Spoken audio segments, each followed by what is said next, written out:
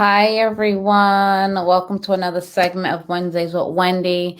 Thank you so much for being here. I know we have a couple of new members in the community, so I want to introduce myself.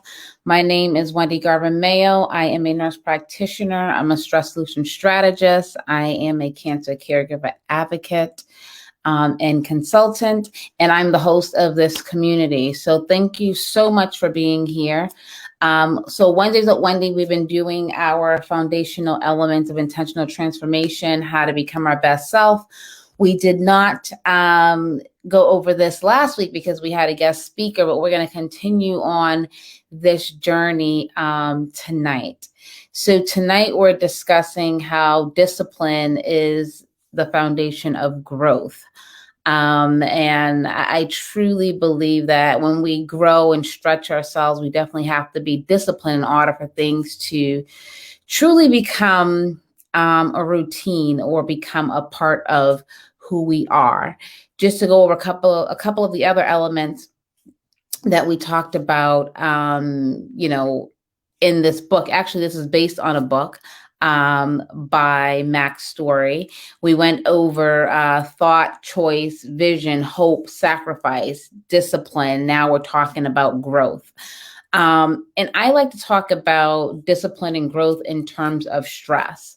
So I think, many of us, we normalize stress, and stress is not a normal thing. In order to really develop and adapt stress management strategies, we have to be disciplined. First, we have to have a growth mindset. We have to be open to change, open to trying new things, and then be disciplined in terms of implementing these new practices that work for us.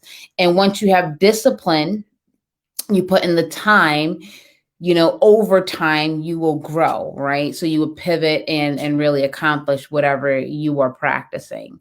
But anything you want, in this world, any behavior you want to change definitely takes discipline and time for you to see the growth in yourself. And growth is essential when you are trying to be your best self, right? And like I said before on here, is that, we all should definitely have goals despite our situation. So in order to meet our goals, we have to have a plan that we're putting in place and being disciplined to stick to those timelines with the overall goal of being a better version of ourselves or accomplishing those goals. So it definitely takes discipline, which comes with accountability. So having someone that can hold you accountable to meeting those goals is also important, so you can see growth. And how many of us don't want to grow, right? We all want to grow and be better individuals.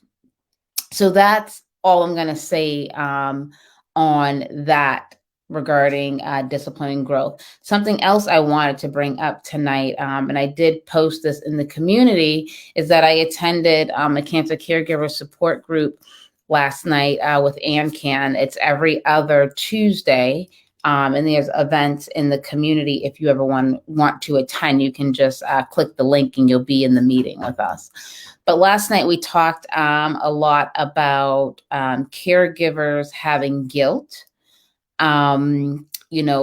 if their loved one is alive and or has passed, but people are living with guilt. And I know, in the community, we did have someone say that, yes, she does feel that guilt. We have a couple who said, no, they don't feel the guilt. And I recall Tina saying that she used to feel guilt, but no longer feels guilt. And I would really love if we can open up a discussion in the community around this topic, because I believe many people in the community, whether they are engaged or not, can definitely benefit from some of the feedback, especially, from the caregivers who said they don't have caregiver guilt.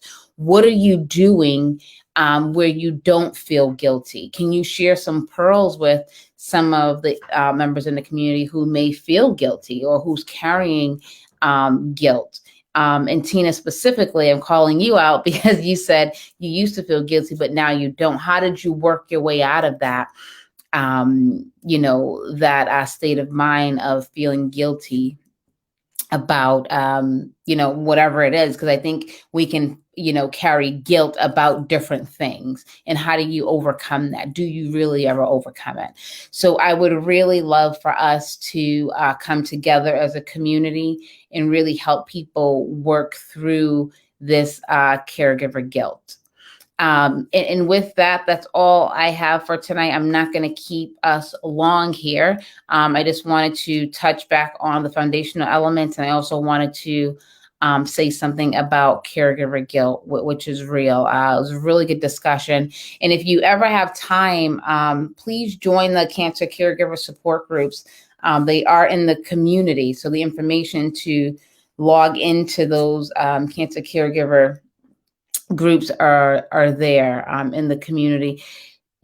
Such a great it's 90 minutes that we spend on the cancer caregiver community support groups, but so much support, so much love, in those groups. So please, if you ever have time, please log on and join. You can just listen in. You don't have to speak.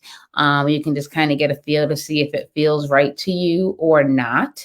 But it is definitely a resource if you have questions or just want to be around people who you feel may understand what you're going through, or if you have thoughts or what have you. There was a lot of people in the group last night who came for support, but was also giving support. It was just an amazing experience and thing to witness for myself. I was very just impressed with the individuals who was on the call, who was there, 1 minute, getting support, and the next minute supporting another cancer caregiver. It was just an amazing, amazing experience.